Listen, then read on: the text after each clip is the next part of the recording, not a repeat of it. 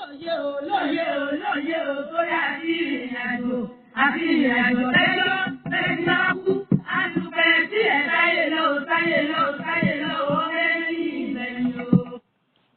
Ẹ káàárọ̀, ẹ káàsán, ẹ kú ìyálẹ̀ta. Ó kí gbogbo ọmọ kóòtù òjíire ńlẹ́ lóko káàkiri gbogbo àgbáńlá ayé. Òkè òkun lẹ́wà ní, ìgbèrí ọ̀sà lẹ́wà ní. Àárín ayé lẹ́wà ní, gbogbo ibi tẹ́ a bá wà, ilẹ̀ ò ní gbé wa mì. Ẹ wò mí, oṣó lé ní ń porí yín níbi ni àjẹ́ lé ní ń porí yín níbi ni bóròkó kò ní dé, bòròdò kò ní bọ̀. Àti wá máa yé o, ayé náà sì ti mọ̀ wá. Ọlọ́run májà yọ fàyè hàn wá o, ayé ò ní tábà fún wa tọmọtọmọ. Ènìyàn máa jẹ́ òye wa pé dìdìrín èèyàn ní sọ pé kí ni wọ́n ń wí. Ẹni tó bá fẹ́ kọ́gbọ́n yá mi létí ìtọ̀tún rẹ̀ kò fi tòsí ilẹ̀ kò sì sẹ́nu rẹ̀ kẹ́m yé pariwo mọ́. Ọwọ́ àwa nǹkan béléńgá kò fìdílé tàbí kò fẹ̀yìn rọ ògiri kò wá sẹ́nu ẹ̀ gbálágún kò máa kẹ́gbọ́n. Àwọn Yorùbá wọ́n sọ nínú ọ̀rọ̀ wọn wọ́n ní àkọ́gbọ́mọgbọ́n ní ṣe ẹ má jẹ́ lọ ọbẹ̀ òun ẹ má jẹ́ lọ ọbẹ̀ òun ẹja lọ bí n ta fẹ́ lọ lásìkò. Ẹ wo àwòrán yìí ẹ rí i pé bí àṣà àwọn èèyàn mi ní Kútọ́nù wa ní lẹ́ẹ̀pìkì picnic òun nìyí lápá àlàáfíà wa àwọn Kútọ́nù a pè ní Agos. Ẹ rí ewé tí ń bẹ ní apá ọ̀tún à ń pè ní ewé ọgbọ́.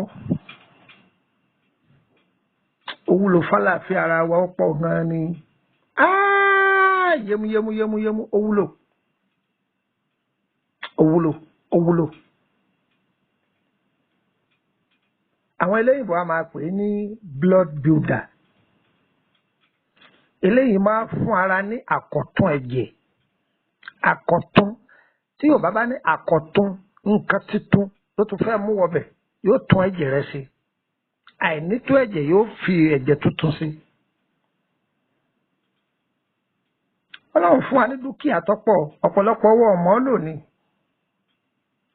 Àwọn èèyàn wa máa ń fi ẹ̀sìn jọ́ọ̀jì ètò ìwòsàn ara bóyá nípa egbòogi.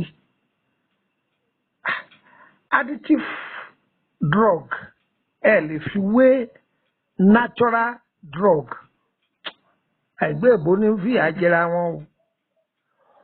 Oògùn tó jẹ́ pé kẹ́míkà ni òyìnbó fi ṣe ó yàtọ̀ sí natural nǹkan tó wá látọwọ́ Ọlọ́run Ẹlẹ́dàá wa tó dá fún wa tó ní ká máa fi ṣàgbéjì ara ìtọ́jú ara.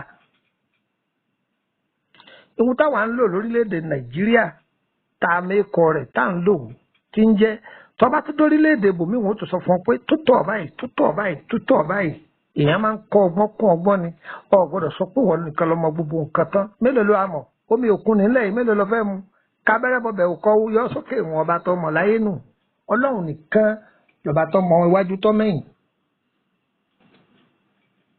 Ṣé àwọn pé ẹlòmíín bẹ tó yẹ pé ẹ̀jẹ̀ ara rẹ̀ á máa dínkù á máa rù yọ́ máa gbẹ yọ́ máa rù yọ́ máa gbẹ gbìyànjú kọ́ máa lo ewé tí mo fẹ́ fi lẹ̀ kọ́nà olówó mílíkì nìkan lọ́wọ́ máa rà. Àwọn aráàlú èbó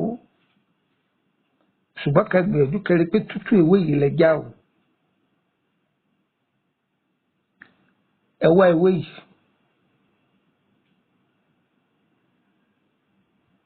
Ẹ sè é òun nìkan ni o. Ẹ ń pẹ́ kí láàbì kún pé òfin kankan kún. Àwọn ewé tí ń ṣiṣẹ́ ẹ̀jẹ̀ wọ́n pọ̀ lọ rẹpẹtẹ ṣùgbọ́n tẹ́lẹ̀ yìí àrà ọ̀tọ̀ ni. Ìwé ọgbọ́.